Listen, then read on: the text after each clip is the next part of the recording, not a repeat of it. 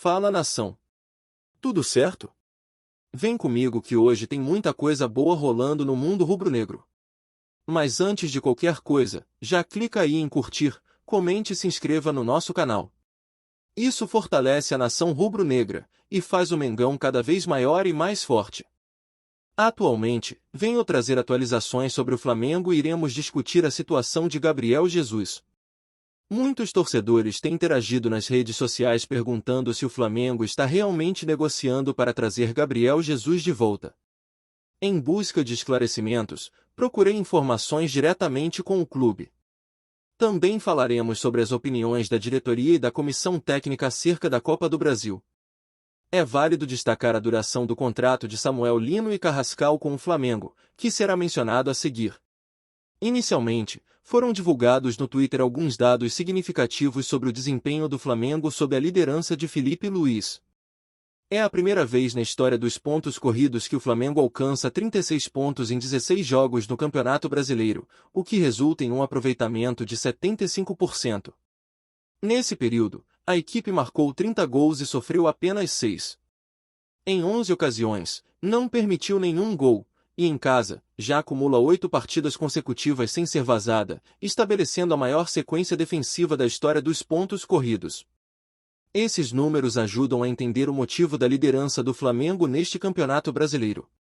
O desempenho do Flamengo na competição é notável e reforça uma informação que tem circulado há um bom tempo: o Campeonato Brasileiro é a prioridade principal do clube.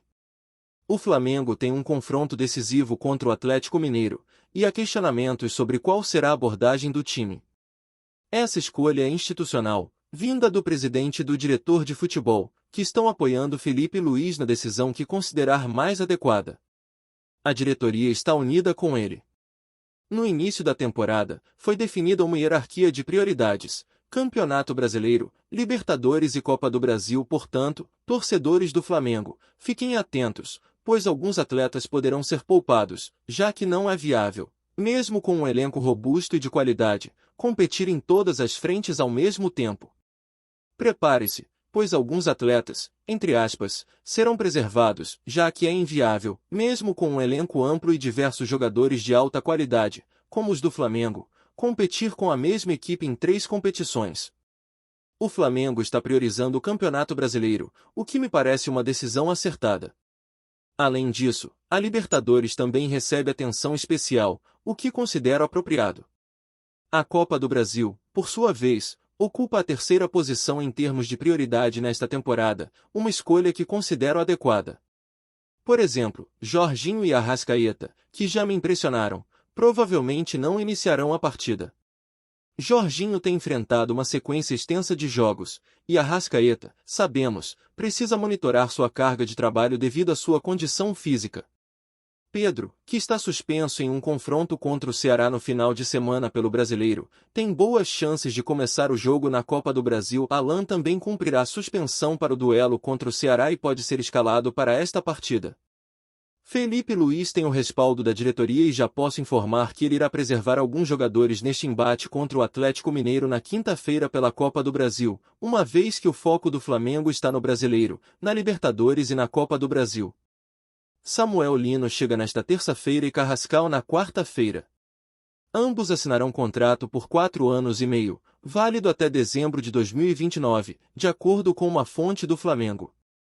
Portanto, são contratos longos para atletas jovens, uma vez que o Flamengo está realizando um investimento substancial. Carrascal custou 12 milhões de euros, aproximadamente 70 milhões de reais. Samuel Lino, por sua vez, custará pelo menos 22 milhões de euros, uma quantia significativa. Dessa forma, o contrato deve ser longo. Estranhei que não fosse de 5 anos, pois será de 4 anos e meio até dezembro de 2029. O contrato de Emerson Royal, por exemplo, se estende até dezembro de 2028. Antes de prosseguir, gostaria de destacar uma entrevista de Léo Ortiz na Zona Mista que achei fascinante. Questionaram-no sobre o motivo de ter desativado suas redes sociais no Twitter, onde era bastante ativo, e ele respondeu que faz isso para se resguardar da energia negativa que circula nessas plataformas. É impressionante como algumas pessoas começaram a criticar Léo Ortiz, alegando que ele está acima do peso por causa de uma foto aleatória de um treino, onde o ângulo não favoreceu e a camisa parecia alta por conta do vento. Utilizaram essa imagem para apontar que Léo Ortiz está gordo e que isso estaria afetando seu desempenho. É inegável que ele tem jogado abaixo do que pode, mas afirmar que ele está acima do peso não é razoável. Muito pelo contrário, as pessoas precisam ser mais cautelosas com suas palavras.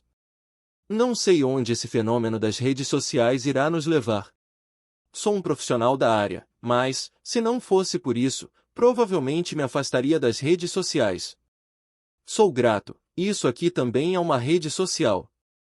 Contudo, é sabido que, para se atuar nesse meio, é necessário ter uma mentalidade forte. Se estivesse na situação dele, tomaria a mesma decisão de excluir sua conta no Twitter. E é crucial que os torcedores reconsiderem o que entendem como padrão para alguém acima do peso ou gordo. Criticar Léo Ortiz dessa maneira não faz sentido. Ele marcou o gol da vitória e comentou sobre isso na zona mista. Não é verdadeiro que Gabriel Jesus e o Flamengo estão em conversas para que o jogador retorne ao futebol brasileiro e vista a camisa da equipe. Destaco isso porque muitas pessoas têm questionado. Trata-se de uma informação que não se sustenta. Conseguiu marcar o gol da vitória e comentou sobre isso na zona mista. É importante esclarecer que não existe qualquer diálogo entre Gabriel Jesus e o Flamengo a respeito de um possível retorno do jogador ao futebol brasileiro para vestir a camisa do clube. Estou enfatizando isso porque muitas pessoas têm levantado essa questão. Embora seja uma informação que não se confirmou, acabou gerando algumas confusões. Muitas pessoas me perguntaram quando ele chegaria ao Flamengo, como se já tivesse assinado um contrato, o que não é verdadeiro. Além disso, a torcida do Palmeiras demonstrou uma preocupação significativa. É fundamental ter atenção em relação a isso. O Flamengo tem interesse em Gabriel Jesus, mas não se pode permitir que essa situação se concretize. Para alívio dos torcedores do Palmeiras e de muitos rubro-negros que não desejavam essa negociação, não há qualquer tratativa entre o Flamengo e Gabriel Jesus. Agora, antes de continuarmos, não deixe de curtir, comentar e se inscrever no nosso canal. Isso é muito importante pois fortalece mais ainda a corrente rubro-negra, fazendo nosso Mengão cada vez maior e mais forte. O Flamengo encerrou a janela de transferências internacionais com uma marca histórica e, ao mesmo tempo, surpreendente, apesar de ter investido 48 milhões de euros, aproximadamente 285 milhões de reais. O clube conseguiu fechar o período com superávit. Segundo os dados consolidados do clube, as receitas com vendas de jogadores alcançaram 52 milhões de euros. Isso significa que, mesmo gastando bastante para reforçar o elenco, o rubro-negro terminou a janela com 4 milhões de euros a mais em caixa, cerca de 24 milhões de reais. Um movimento raro no futebol sul-americano, onde é comum que clubes gastem mais do que arrecadam em busca de resultados imediatos. O montante gasto em contratações representa um novo recorde para o Flamengo em uma só janela de transferências. Até então, o maior investimento havia ocorrido em 2020, com gastos na casa dos 38 milhões de euros. Com o desempenho atual, o clube mostra que conseguiu manter a ambição esportiva aliada à responsabilidade financeira. A venda mais representativa nesse ciclo foi a do lateral direito Wesley, que rendeu 15 milhões de euros aos cofres rubro-negros. Essa negociação com a Roma foi essencial para o fechamento positivo do balanço da janela. Com esse resultado, o Flamengo também se posiciona como o clube que mais arrecadou com vendas na América do Sul em 2024. A diretoria celebra esse equilíbrio entre reforçar o elenco e manter as contas organizadas. Em um cenário onde o controle financeiro tem se tornado cada vez mais vital, o Flamengo reforça sua posição como uma potência econômica no futebol do continente. Ao fim desta janela, o recado está dado: é possível ser competitivo, investir alto e ainda assim manter um modelo sustentável. Agora, antes de continuarmos, não deixe de curtir, comentar e se inscrever no nosso canal. Isso é muito importante pois fortalece mais ainda a corrente rubro-negra, fazendo nosso Mengão cada vez maior e mais forte. Com as discussões sobre a viabilidade da construção de um novo estádio no terreno do gasômetro ainda travadas por questões burocráticas e ambientais, o Flamengo parece já ter voltado suas atenções para uma alternativa considerada por muitos como mais estratégica: A compra definitiva do Maracanã.